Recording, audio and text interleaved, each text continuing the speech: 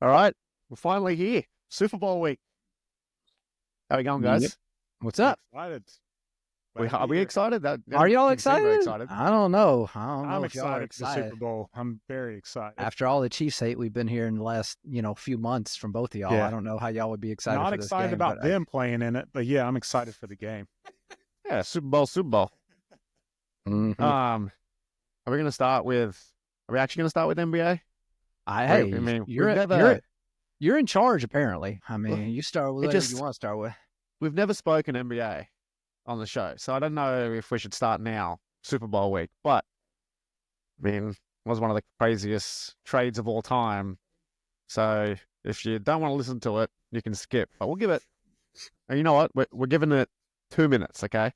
Never heard somebody so- tell the viewers to not listen. Well, I'm just saying, that's a new one. I don't know. That's a new one in the era of trying to get people to watch you. Like, if you don't want to listen to this, just skip It's to the like next that reverse psychology method, right? one. That's what it is. Okay. Yeah. What? So you're telling me all the hard work that I do to put in the chapters of every timestamp, you're saying that's bullshit. You should watch the whole thing. We're already wasting time. Okay, I'm sorry. Go ahead. All right. So we're gonna it's 1 minute 23 now. We're gonna have 3 minutes, 1 minute each. Derek, the time starts in 3, 2, 1, go. Luka Doncic. I was shocked. I was shocked, but I can understand the reason behind it. It had a mega deal coming up for Luka. The Mavericks are saying he was not in shape, not conditioned. Was surprised it was between the Lakers and Mavericks, but I can understand why the Mavericks did it. But the Lakers are set up for a long time because Luka's a great player. That's my little input. That was 22 seconds. So Chris, you want to go? That it is. I don't know. I don't understand why they did it all. It makes no sense to me. That guy should have stayed at Nike because he's going to be going back to Nike very soon.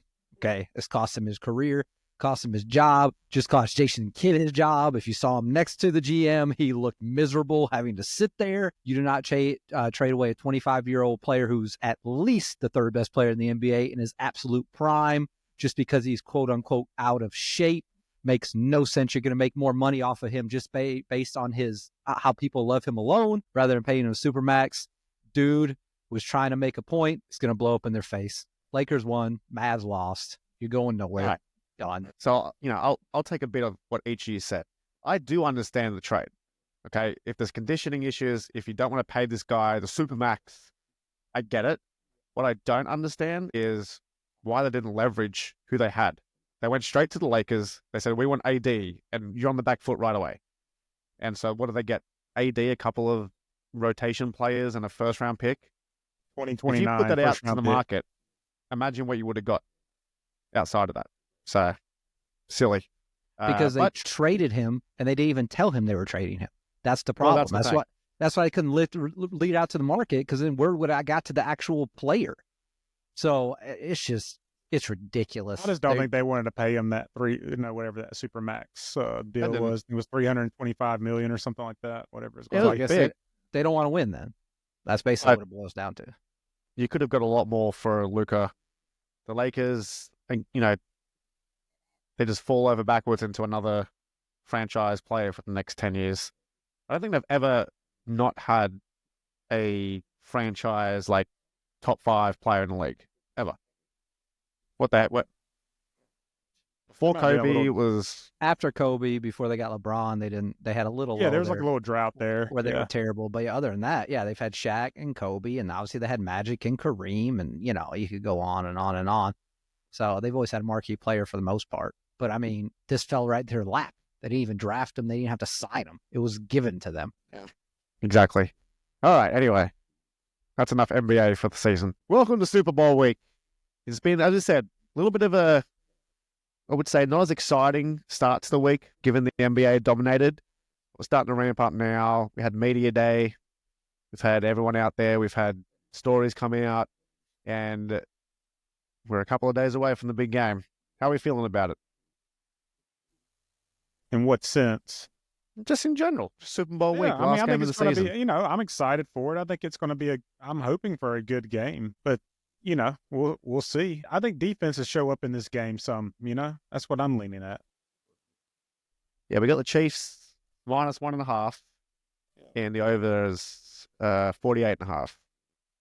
Chris, You said you were taking the Eagles last week. We'll get into the game. Do you think it's going to be defensive, like Derek said, or like the last time these two met the Super Bowl? I think it's going to be defensive for one team. I don't know if you want to go into our predictions yet, but apparently I've been the Chiefs defender all season against you guys, and y'all have been Chiefs haters all guys. So I'm really interested in seeing in your takes if they're based on basically, you want the Chiefs to lose because you hate the Chiefs, or if you're looking at it from kind of a non-interested party. Don't forget about the refs. We got to talk about the refs, right? Because if the Chiefs win, it's because they cheated. Well, they got their duffel bag sitting in the living room right now.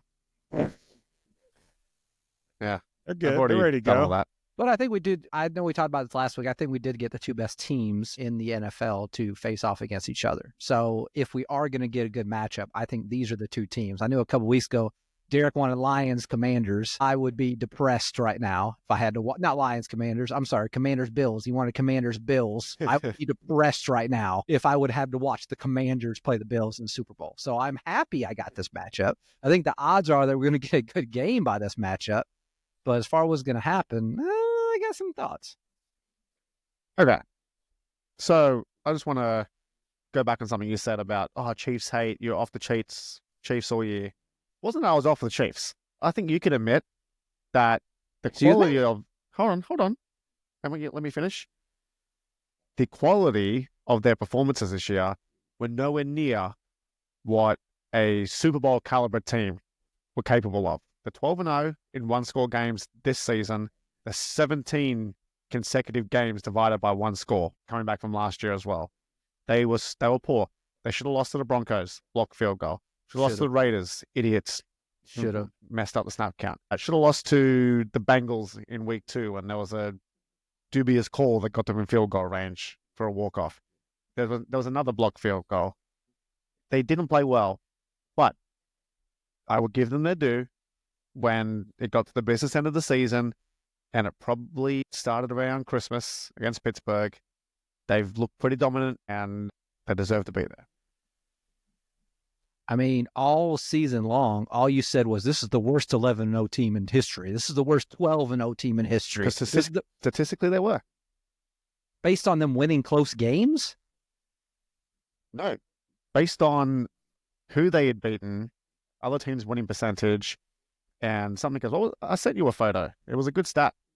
They were statistically the worst undefeated team through 13 weeks. From like points per game, points against per game, that like all of those stats together spat them out as the worst. Yeah, and what I said time and time again is that stats and the close wins, they don't apply to this team in the same way they apply to other teams. I've been pushing the Chiefs all year long, and everybody's like, no. And they treated the regular season like a preseason, basically testing out stuff with their rookie wide receivers and like all this stuff they were doing. And they just turned it up at the end. Like everybody who knows about the Chiefs knew they were going to do. They were never going to fall backwards. They were just going to keep on getting better and better every single week. So I just think this connotation that they were bad all year long, or they were just like getting by all year long, I think that was all part of their plan to do that. I don't think it was There's no way going into the end of the games with seconds left, blocked field goals, missed field goals, missed snaps, penalty flags being thrown. Like, no, they're not playing that. It's not as long as they were prepared for. This is a 15-win team versus an 11-win team. It doesn't matter for them. It didn't matter for them.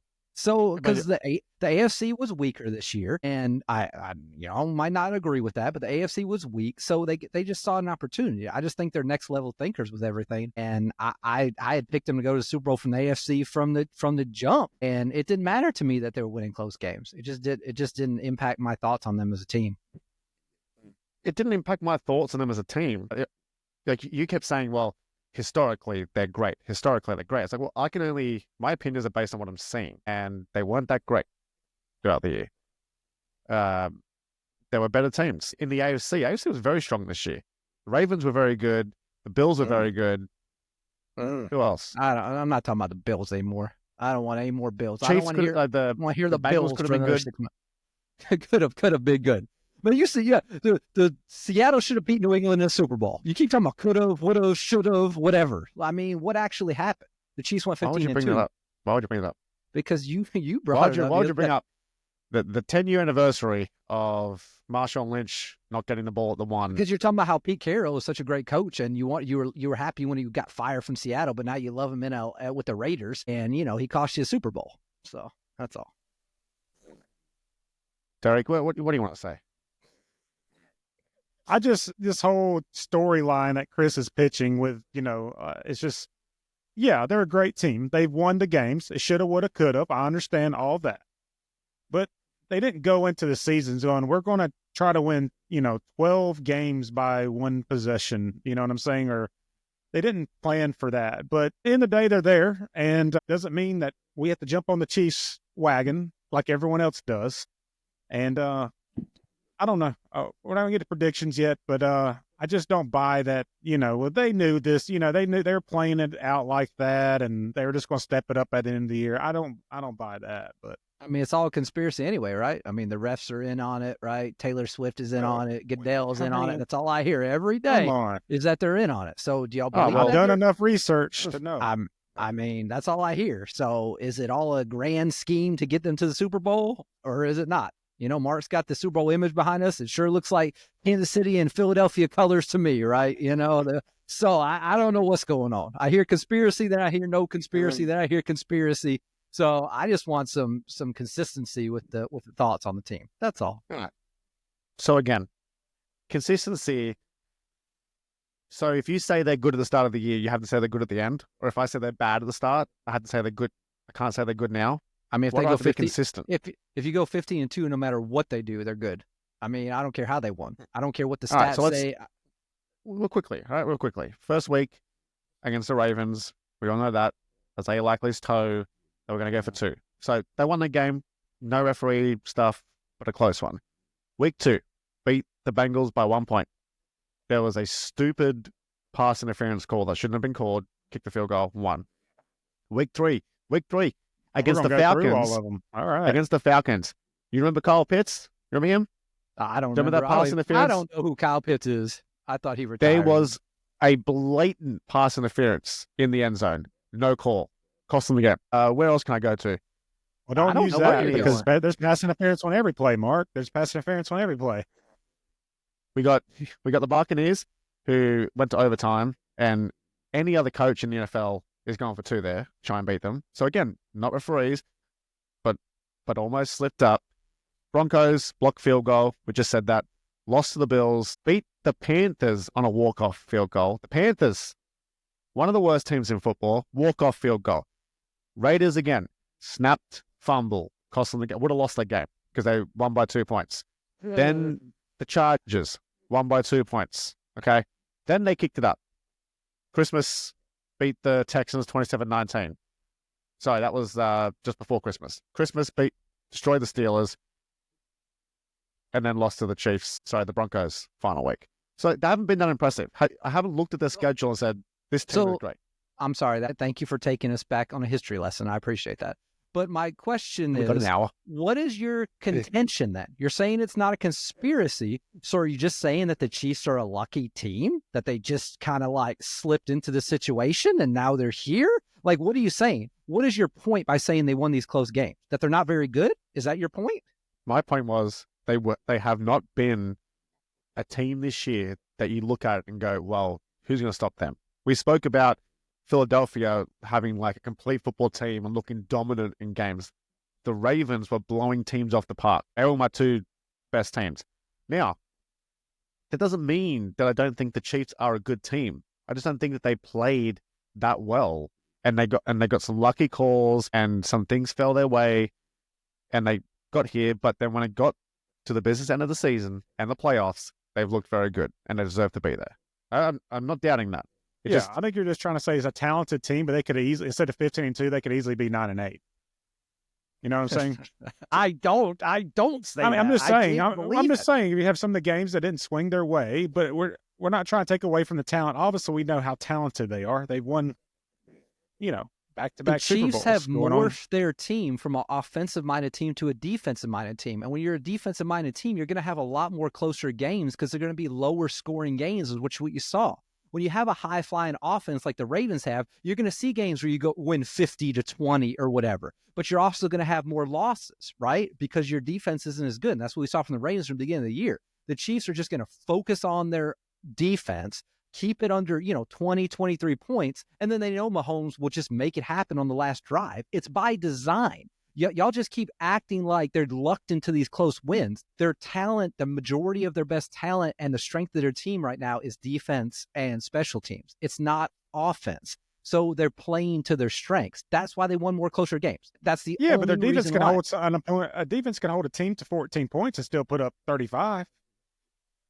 But they don't have the talent. Like their wide receiver position at the beginning of the year got decimated, right? They lost all those guys. They had the Worthy, they had the rookie, they had Hopkins. They're trying to get him ready. Kelsey is obviously very old. Pacheco went down, right? They've had offensive line issues. So they're not an offense that can just put up 30 or 40 points like they used to when they had Tyreek and all these guys. They're a different offense. Even though they still have Mahomes, all the other pieces just aren't there at the moment to put up big numbers. They're not that talented on that side of the ball right now. They're just not. They've tried to get better through the season, and that's why you've seen them get better at the end of the season. But the middle of the season, they were testing out so many different things because they had lost a bunch of guys. So that's what you're seeing from the Chiefs during this regular season and now going into the playoffs and the Super Bowl. All right. So based on that, let's talk about the Chiefs' keys to success. How do they win this game? Chris, go on. Well, if you're Andy Reid, if you're Spagnuolo, if you're Matt Nagy, you guys are in a room, you're all chatting, what's your game plan? How are you beating this team? On both sides of the ball. So let's start with the Eagles offense versus Chiefs defense. Chiefs have very good defense, but they're not going to be able to stop both parts of the ball, right? They are not going to be able to stop the running game and the passing game. They're just not going to be able to do it. The Eagles are just too talented on the offensive side of the ball. If you look at the Chiefs offense for the Eagles offense, obviously you got Mahomes way over Hurts, but every other position player is better on the Eagles. And I think you have to stop Saquon Barkley. I think you have to make a concerted effort to stop him. I think you have to put as many men in the box as possible. And if you have to cover those wide receivers one-on-one, and then that's what you have to do. You cannot let the Eagles control the clock and control the game and push the Chiefs around, because that's what the Eagles can do. And that's what they've done to every team in the NFC. So that's that side of the ball, right?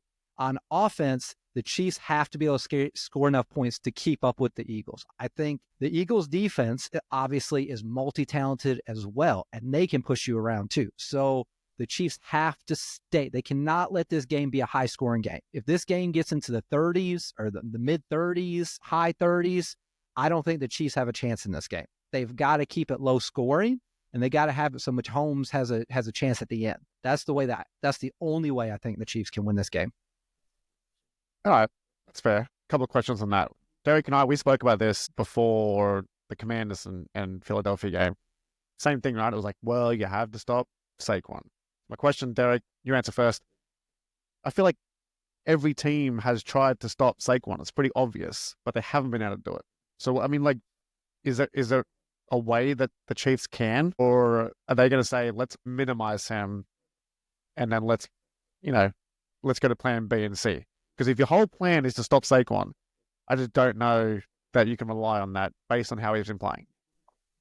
Yeah, I think there's some give and take there. You have to minimize, but also don't let the breakout runs happen, for Saquon. Don't let that 75, 80-yard run break out. So you do have to minimize it. I agree with you. I agree with Chris on a lot of points. Yeah, you have to stack the box some. You do have to probably play a lot of one-on-one coverage because they have talented wide receivers for the Eagles too. I mean, so I don't think you stop Saquon. I don't think you can stop Saquon, but you do have to limit the damage, and you have to come up with a really smart game scheme to be able to make them earn every rushing yard they get.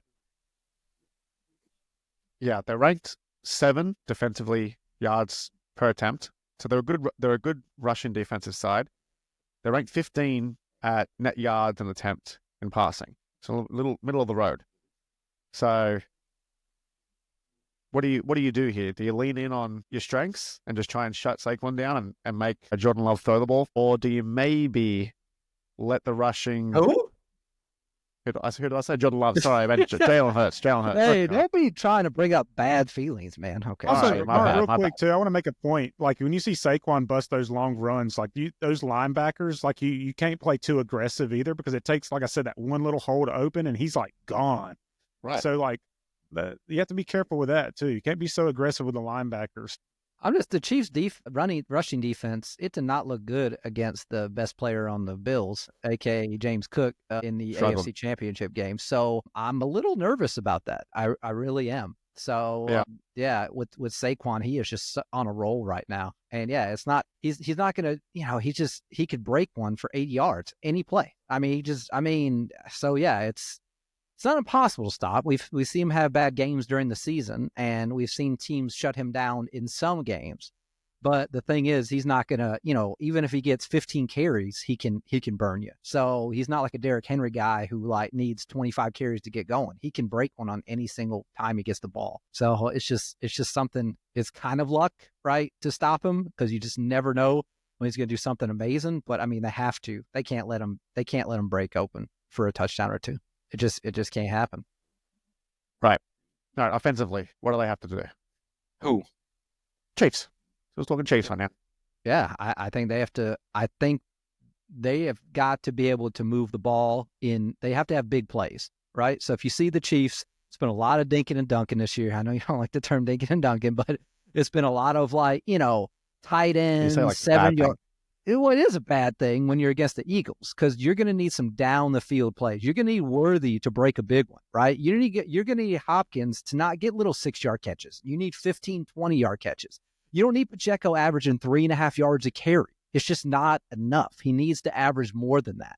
And they need to have some longer sustained drives to keep Saquon and the Eagles off the field to give their defense some rest so their defense can come out with some energy when Spags is blitzing 10 guys and stuff like that. So they have to be a little more explosive. And Mahomes obviously understands that. And I think he needs to have the ball in his hand the majority of the time, whether he's running or throwing it. You're contradicting yourself a bit there because you said that you want all these explosive plays, but then you want these long drives. Okay. Yeah, I want Well, I want 10 to 12 play drives, and I want 1 or 2 explosive plays in those drives, but you have to be able to run the clock. You have to be able to sustain as much time as you can as possible and to tire the Eagles defense and to give your defense time. Because I don't think the Chiefs defense is going to shut down the Eagles offense. I just don't think it's going to happen. So I just think they have to put points on the board. So yeah. I agree with a lot of it. Here's what I disagree with. I don't think they need big explosive plays. You need to eliminate their D-line, and the best way to do that, quick throws. So quick throws. What the Chiefs did really well against the Bills was Mahomes had 4 or 5 options. He could pass the ball off. He could run the ball himself. He could dunk over to a wide running back. He could do a short throw to Kelsey, go deep for Worthy. And they let him decide what the defense was showing him. And there's no one better in the game at processing quickly than Patrick Mahomes. So I think their game plan against the Bills was awesome, where it was just misdirection, options. It was very complex, and they just trusted Mahomes to make the right call. That's what I think needs to happen again. The Eagles are stacked on the D-line, and they've got a great linebacker. Zach Braun's had a great season, and they've had a really good secondary as well. So you need to confuse them a little bit. You need to put them in 2 minds. You need to eliminate their D-line. And yeah, to your point, Chris, long drives. You need to tire out that defense. You need to keep the offense off the field and out of their groove and just keep moving down the field and be scoring. So the Chiefs score on 30. So defensively, Philadelphia defensively allows scores on 32% of drives, which is the best in the league. So they're tough. You got to wear them down, but you have to score points. Field goals, touchdowns, just keep putting points on the board. Derek, what do you think? Yeah, I agree with that. I think they have to establish early on some type of run game. I know it's going to be hard, but it's a tough defensive line. But, even if you, like you said, you're getting 3 or 4 yards a carry, just grind it out. Because if you only get the Chiefs backed up to where it's Mahomes passing the ball, it's not going to be a good spot for their offense. So I think they have to establish some type of running game just to, like you said, establish some long drives and wear that defense out. That's where you get them. You got to tire them out. Tire them out. Yeah, it's going to be a tough one. Philadelphia have a a great defense overall. So taking away what we all said, it sounds like defensively, they've obviously got to limit Saquon Barkley, but also put some pressure on Jalen Hurts and don't get him in a groove, don't get the wide receivers going. And then offensively, you've just got to make sure that you establish the run game and you're having long drives, you're putting points on the board. Pretty simple, right? Yeah. Simple. I think even if they like hold Saquon, let's just say they hold Saquon under like, I don't know, 110 yards, I feel like that's a win. Yeah, that's what I'm saying. Like 100, Yeah. 110 would be like, all right, we did well. Yeah. Yeah. I do like the Chiefs, Pacheco, and Kareem Hunt. That's been a good little combo. So let's hope they get going again. All right, Philadelphia. Let's go through that. What do we think of their season? We've been talking about this last few weeks. I'll bring it up again though. We were all sitting here saying that Sirianni might be done. They started the season pretty slow. They weren't looking too impressive, despite having what we had all agreed was probably the best roster in all of football. And then they stepped it up. And they've looked pretty much unbeatable. A couple of games here or there. But overall, I think they've been the best team across both conferences. Chris, you go first. Yeah, I mean, it's been a confusing season for Philadelphia. The first question is like, who's in charge? That's the first question, right? Is Sirianni in charge or the coordinator's in charge? And then who's the leader of this team, right? They seem to not have had a clear leader. I think Saquon is the inspiration of this team, and he seems to be a good guy that everybody can get behind. But at the same time, I wouldn't say he's the de facto leader of this team, right? So is Jalen Hurts that guy? Is he the leader of the team? We saw a lot of weird stuff with him and A.J. Brown, right? We saw a lot of weird stuff with him and Sirianni over the course of the year. But in spite of all that, right, they've continued to win games and they've continued to get better and better as these playoffs have rolled along. Their defense has done a major turnaround from last year to this year, and the rookies they signed have like with Cooper DeJean and these guys have played at the highest level from right out of the jump. And then obviously the Saquon signing was the most pivotal moment of the entire offseason that changed this team's trajectory. So they've had a lot of good things, but they've had a lot of question marks. We're like, if you see the game start to go bad a little bit, what's going to happen, right? Is Sirianni going to start fighting with some fans? Or is like A.J. Brown going to start reading a book? Or is like, is Jalen Hurts going to get into it with him on the sideline? It just seems like this team could go absolutely either way, right? They could blow the Chiefs out or they could get blown out if they self-implode. I really think it's up in the air based on what mentality they have leading up to this week of preparation and playing the game. So it's kind of a toss-up right now, in my opinion. Toss-up what team you're going to get, you saying? No, a toss-up, yeah, what team you're going to get, right? Like if A.J. Brown doesn't get a few throws to him early in the game and he starts like crying on the sideline, like, could that happen? Absolutely, right? I don't think it's going to happen. I don't know. But I mean, like I said, they were winning. They were beating the Packers by double scores, and they had their fans booing them. And A.J. Brown was reading a book on the sideline in a playoff game. So I mean, it's just a weird season, and this is a weird team dynamic that we've seen all year, and then going into last year with these guys. Yeah, it's like it's probably not sustainable long term. But in the same breath, Sirianni, since he's been there, has been playoffs, Super Bowl, playoffs, Super Bowl. So they're winning. So who am I to question how he runs that team or reading books on the sideline? I don't know.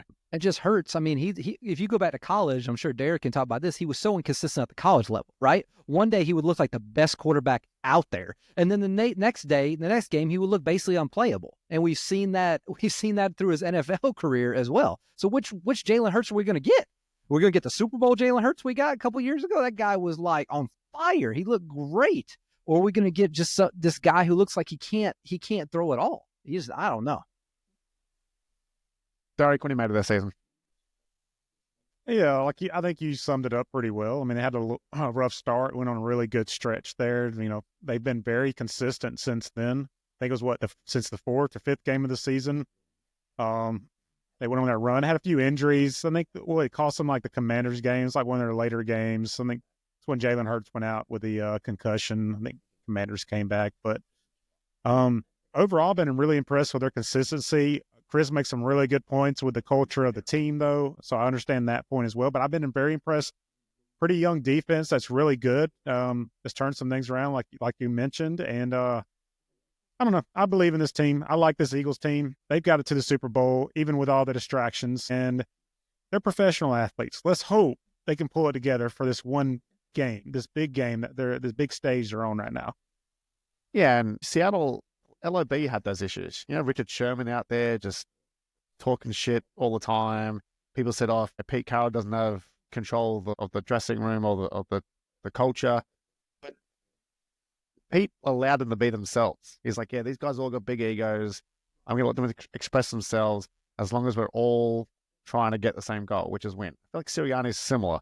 He might, do I love when he starts turning around to fans and being like, "Yeah, boo now, boo now." Like, no, I don't want to see that from a head coach. I don't want to see a defensive line head coach stepping in your way to go and talk to another player. Like, that's not respectful to a head coach. But again, they're winning. So maybe it's not sustainable long term. Well, that sounds contradictory to me, what you just said then. You said that you like it when Carroll did it, but now you don't. You kind of like it, but you don't want to see it. So what do you want? Do you want to let the players do whatever the hell they want, or you want some control under those guys? I'm saying when they were doing it, people hated the way that Seattle were acting. He's like, "Oh, Pete Carroll should get them in line and stop them talking." But he just let them be themselves. Same thing here. You're talking about AJ Brown talking shit. I'm not saying I like it, but if it works, then so be it. And like I said, you can say it's not sustainable, but it's been 4 years. They've been in 2 Super Bowls. I don't know. I mean, it's going to work as long as they keep winning, but if they lose, then that's what everybody's going to point to. So you give everybody a reason to explain why you fell apart because of the dynamics that we see, right, on when we're watching the TV. So, I mean, you're opening yourself up to criticism when you do that. Maybe some of the Chiefs' game plan going into this game, too, is, finding ways that get under their skin a little bit, create some chaos. That's what they go want. Off the Jalen Carter. He seems to get pissed off pretty easily. All All right. Defensively, Philadelphia, what's their game plan? How do they stop the Chiefs and Mahomes? Simple. Pressure. Absolutely pressure. Not with blitzes, right? Because the Eagles don't need a blitz, all right? Jalen Carter, you just talked about, he's the best defensive tackle in football right now. He just is. Regardless of what we think about his character or what have you, that guy is a beast on the inside, right? And, their linebackers, obviously Dean is out, but even their other guys, bar none, they are fast, they are physical, they can defend the pass, they can defend the run, but they can pressure you with 4 guys or 5 guys every single time. And the Chiefs' offensive line has been shaky at times this year, especially their tackles. So they have to be able to get pressure on Mahomes with 4 or 5 guys. And I think if they can do that, I think the rest of it will fall into place, right? And they got great cover guys already. But if they can keep 7 in the back in the secondary, it's gonna be hard for the Chiefs to overcome that. Do you get worried about Mahomes' rushing ability if you're only pressuring with 4? Just because if you don't set the pocket on the outside, he's pretty good at getting around. Yeah, I trust Vic Fangio to come up with a game plan. Obviously, he's been around longer than anybody to either whether they spy him or whatever they do to try to keep him contained. Mahomes is going to break some runs. Okay, he just will because he's too good to not have him do that. You just can't have him running for 50, 60, 70 yards, right? You just can't have that happen. You got to keep him under, I'd say 30 yards, 2 or 3 first downs because and I think that would help them. But yeah, I think the Eagles defense can do it. 23.3% pressure rate for Pat Mahomes this year. Do you think the Eagles go over or under that number? What's that defined as? Rushing 5 or more? I think so. It just says here. I have a number. I think they're going to start by not trying to send a lot of guys and see what they can get. But yeah, if it figures out early on that they're not getting pressure with 4, they're going to start bringing more guys. So I think it's going to depend on the ebb of the game flow and what they see going on. I don't think they're going to have to bring extra guys to get pressure. I think the Chiefs' offensive line is worse than people are making it out to be. Okay. Derek, anything else to add there for Philly's defensive? I I mean, obviously, we talk about that defensive line. I mean, especially Jalen Carter, you got Jordan Davis, I believe Sweat. I mean, a couple of guys in there. I mean, they're big body guys. I mean, it takes almost 2 offensive linemen to take those guys on. So it gives so much opportunity to the edge rush to get to that quarterback, which I think they need to establish early on. And then I do agree, like to limit some of that. Maybe if you get a good edge rush going on that side of the ball, and then have a spy on Mahomes. So when he does take to the outside to avoid that sack, you have someone right there on him. I think you got to do a little bit of that. And I think throwing some blitzes in there is okay, but you can't do it too much. You got to know when to play the blitz. Yeah. So it's a very talented defense, though. It's going to be a challenge for the Kansas City Chiefs. Yeah, one of the interesting stat, their completed pass yards, they completed air yards per completion is 4.2, the Chiefs. So it's not great. It's about middle of the pack. Their yards after catch, 5.9 per completion. They get a lot of guys, Sadie Worthy, DeAndre Hopkins, Travis Kelce, guys that take a catch and are moving forward pretty quickly. So you send these guys at Pat Mahomes, you want to have a spy, that's great. You got to make sure that you're tackling them down those receivers pretty quickly, because you can force him to release the ball quickly, but these receivers, they'll get away from you quick. So they can come at you from multiple angles. It's going to be tough, but that's what Super Bowl is all about. Big game of chess. All right. Offensively, Philadelphia. Chris. What was the hand? What's the hand? What's their offensive game plan? Go on. Have you not seen the pattern we're going with here? Huh? What? Huh? What was that? I saw a hand. What is Philadelphia's offensive fucking game plan? Jesus Christ. Oh, man. Why are you cursing at me, man? Well, you got that.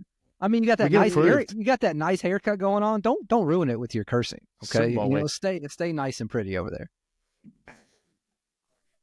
Go on. So I think the Eagles, I think they are going to do the opposite. I'm at the get-go of what everybody expects them to do. I think everybody thinks they're just going to hand off Saquon. If I was the Eagles, the first thing I would do a play action, and I would throw it, 30, 40 yards down the field to A.J. Brown and see what happens. I think they should go vertical first and use Hurts as a running quarterback, some design runs for him. And you know what we're going to see if it's 3rd and short and 4th and short, right? We're going to see the tush push. We're going to see the tush push. I think we're going to see that a lot. But no, I'd like to, if I was the Eagles, I would start with the passing game first and see if I can go vertical. And then I would, maybe that forces the Chiefs to add, some nickel and dime secondary players and maybe be a little less heavy up front. And then I would go to Saquon after that. I think that should be the Eagles' game plan on offense. And I think that's how they're going to start the game. They got the best offensive line in football. So, I mean, you're picking your poison here. They're going to be able to push the Chiefs line around other than Chris Jones. So I would start with the pass if I was them. You like this stat?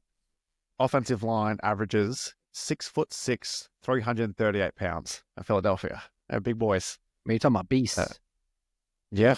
You lost a Hall of Fame center and your line got just as good or even better. I don't know. I mean, I don't know who the offensive line coach is in Philadelphia or who's drafting these guys, but they're doing a good job. Yeah. Averaging 27.2 points a game, 7th in the league. I don't mind that strategy. It would be interesting to not start with Saquon, but it would also be a little surprising. And why not?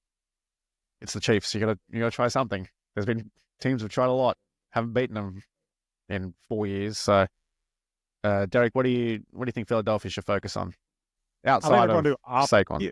Yeah. I was going to say I think they're going to do opposite. I think they're going to start off with the rush. That's what got them there. Try to rush as many. See how much they can get with Saquon. And then, make them stack the box, and then you do some play action after that. But, I mean, if the running game is working early on, you have a really talented offensive line, big offensive line. I'm like, hey, start it off that way. Let's see if they can stop us. Let's just see, But, again, if they limit that damage. I mean, you got Brown and Devontae Smith. I mean, there's so many weapons. Again, if Jalen Hurts can just be somewhat accurate and avoid dumb decisions, I think they will be fine on the offensive side of the ball. Yeah, I like the idea of Hurts running a bit more or having some, option plays. run option plays where I think the Ravens did a great job. They would go all in on Derrick Henry and Lamar would just take it himself. Or like they did against the Steelers, you had TJ Watt who was solely on Lamar, so they just started giving it to Derrick Henry and up the middle he went. So it's like I think they should do that a little bit. Obviously lean into the run game and then play action all the way. Like that's where you're gonna win. If you can get AJ Brown in one-on-one situations, you're gonna go a long way to winning that game. So I think that's the way I have they a go question about for it. you boys. Push tush under or over 3 Oh for the man, game. Over. under or over 30. Yeah. All right. Yeah, I don't want to say too much of it, but I mean it's still legal. Get some points, so I'm sure we'll see plenty of it. I mean, it is fun talking about Philadelphia's offense because we've all just had 3, similar but very different approaches. Chris wants to throw the ball first, interesting. Derek wants to obviously drive the run, and I'm more on the options and play action side of things. So they can do it all. Love to see how Kellen Moore calls the game in a situation. As you said, like they start running it early, it doesn't work, or Hurts throws a early interception. Does that make some differences to your game plan? Let's see if he keeps his head, but we'll see. Any final thoughts before we go into our predictions and how we think the game's going to go? I just think the Eagles are a golden opportunity right now to play with some house money because nobody is really. I mean, if you look at media day and everything like that, you got everything's on the Chiefs, right? They're going for the 3rd Super Bowl, right? They got Mahomes, who's considered, if he wins this, is he the best quarterback in the history of the world, right? You got the Taylor Swift stuff everywhere. You got the Kelsey stuff everywhere. You got the Andy Reid as the best coach.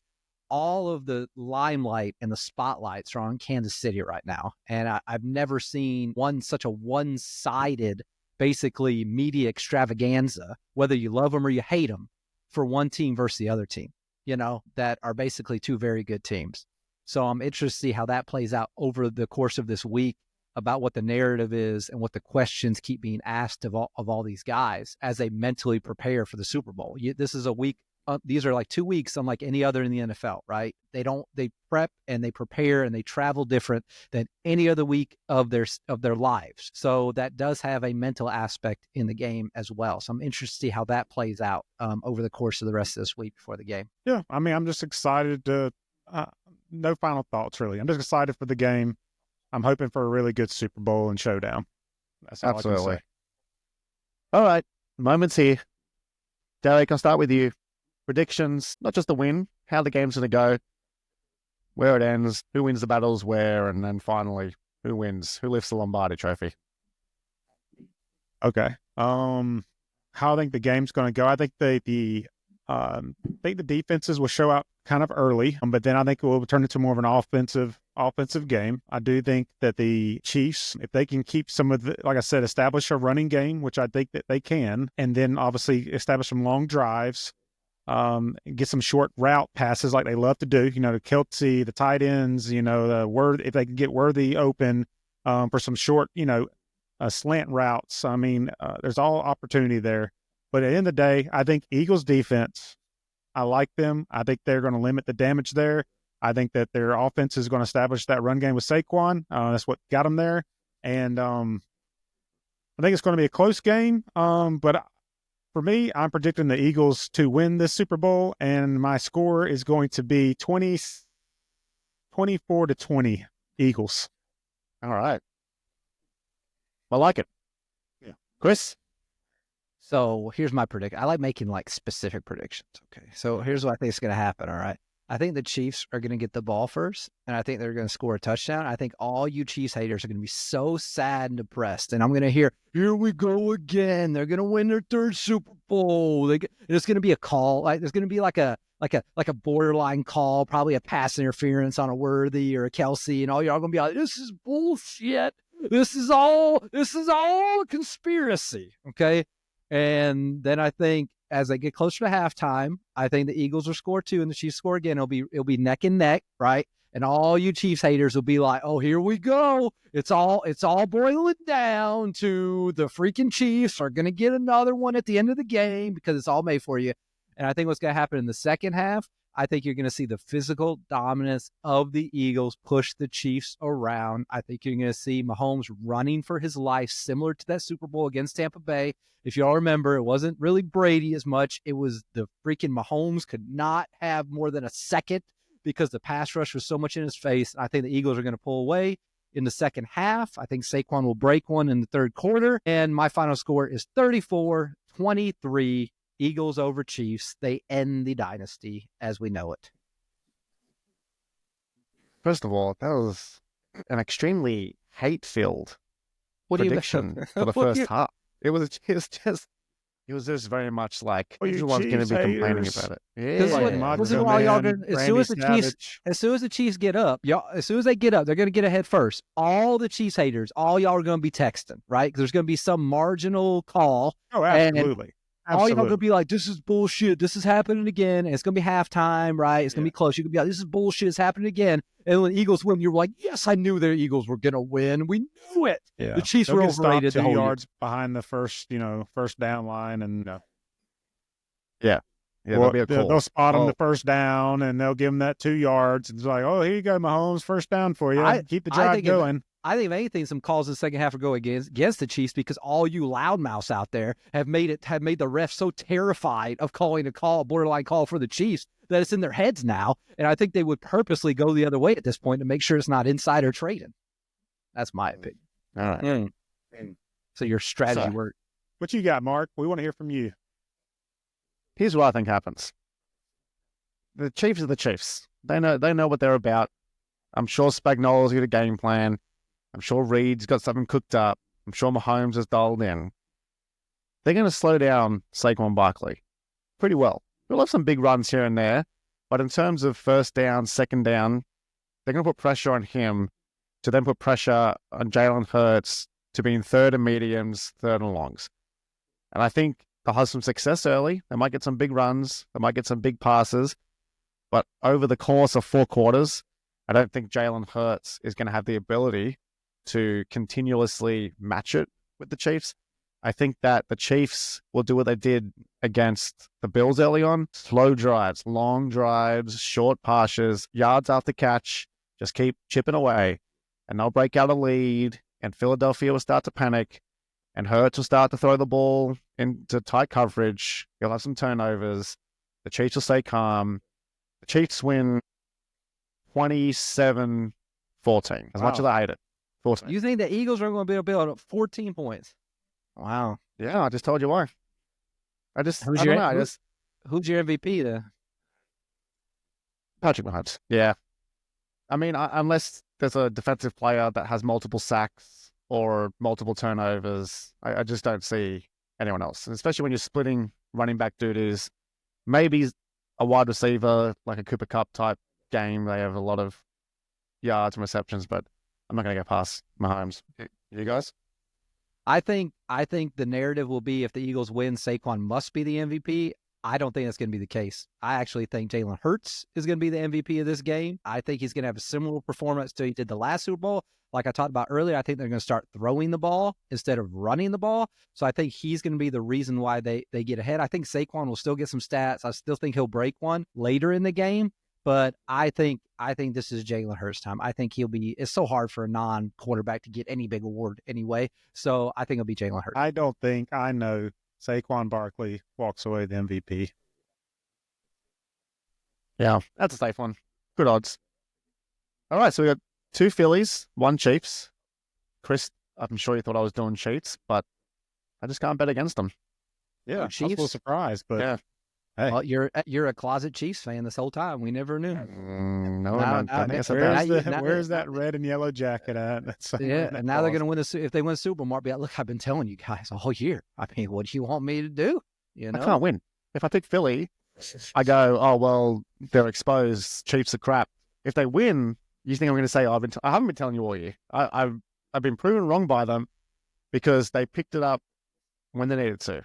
And I don't know. I think they're going to this game calmer. You spoke about Sirianni. They start to lose their head when things aren't going right. Even the Green Bay game, They were losing their heads. The crowd was booing them. There was so I much just think they're pressure going to on be they're being treated like such a huge underdog in this game, even though them. they're They're not not. though. They're 1.5. I know the point line. I'm talking about the narrative, right? Everybody's The talking narrative about is the point Chiefs. No, the narrative is the Chiefs are going to win their third Super Bowl in a row. Patrick Mahomes is going to be the best quarterback, and Andy Reid and all this crap. Nobody's talking about the Eagles. So I think they're going to use that as a motivational tool. They're being treated like the bad guys, like they're just there to be part of the historic run of the Chiefs. So I think it's going to fuel this team. Yeah. They kind of All do right. some. They kind of roll with some UGA vibes over at Philly, as far as like the way they kind of use that, like, oh, we're the underdogs. Nobody had us winning. No one had us getting to the Super Bowl, even though they're like a super talented team. It's kind of like that's kind of how they roll. Kind of You same mean way they like have- Smart talks about Georgia, like, oh, nobody gave us a chance. You mean because they have half of UGA on their roster?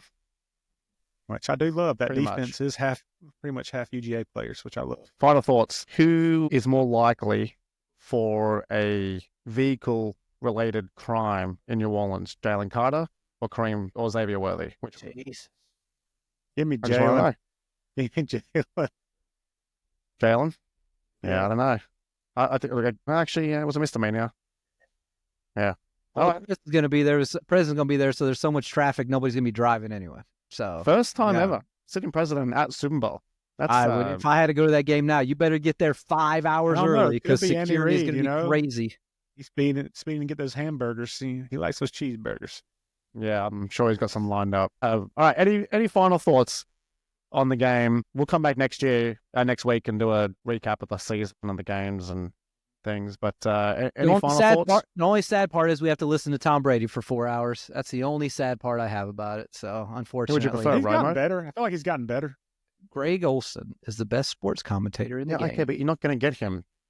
Okay, I don't get the best for the best game. I don't get the best guy. Just I'm because saying out of Tom Brady has a what's- glass jaw with his plastic surgery with his veneers, but he can't even put a freaking sentence together when he's talking about football. The greatest football player to ever live can't make one logical sentence during a football game. So something ain't right. Something ain't He was certain. better. He was better at the NFC Championship game. Romo was terrible. The way that Romo is obsessed with Pat Mahomes, it just drives me nuts. Like every play, he's like, "They're going to do it here, Jim. They're going to do it." I just got a feeling. It's like, shut up and call the game. Sorry, I've said that before. Anyway, Derek, any final thoughts? Maybe make it a happy one. Chris is always just talking negative. Make it something happy, I just Derek. hope everybody has a happy and wonderful Super Bowl week and gets excited for the game. Yeah, have some friends over, have some loved ones over, eat some good food, drink a few drinks, and hopefully watch a really good Super Bowl. Mark's idols are Larry David and Jerry Seinfeld. He's talking to me about being positive all the time. I don't want to hear that crap. What are you talking say all the about? time. You are I said give me Mr. Negative Nelly. What are you Give me a talking little about? bit of positivity. Here's tell you what, No, here's I my just final feel like thoughts. it is. Tom Brady sucks as a commentator, and everybody in the world agrees with it, except for, I guess, you. And hey, that's why we have mute. If no one wants to listen God. to Tom Brady, we can just mute him. All I said was final thoughts before the game. I didn't say, well, what do you think of Tom Brady? Here's my final thoughts of the game, okay? Positive. Everyone, right now, go and bet for the opening kickoff to be a touchback. You'll win your money, nice and easy. Thank you. Thank you for that That's advice. deep. And I'm going tails on the haircut, on the coin toss, and the national anthem to be the overs. I just like the overs. They always drag it out. Yeah. Bet on random things around the Super Bowl, guys. That's good advice. Okay, so yeah, Let's have a fun time. Hey, course, hey, no Don't take, bet bet your life. Don't bet your take house. a second mortgage. Take a HELOC loan out on your house and bet on the over of the national anthem. You said the over. Sorry, guys. I Don't lose tried to be everything. positive. I tried to give you a nice final thought, and Chris What's hijacked trying it to get again. you to get divorced and lose your kids and lose your Yeah. home and lose everything else? Wage based everything on the- that the opening national touchback. anthem. Sorry, that's positive. Or the That's national positive. anthem. Well, guys, I hope that you still have a great Super Bowl week despite the sign-off. And we'll be back next week. If you want to come back to a happy-go-lucky podcast, maybe this is not the one for you, but we'll try our best. Have a good week, guys. We'll see you after the Super Bowl. See ya.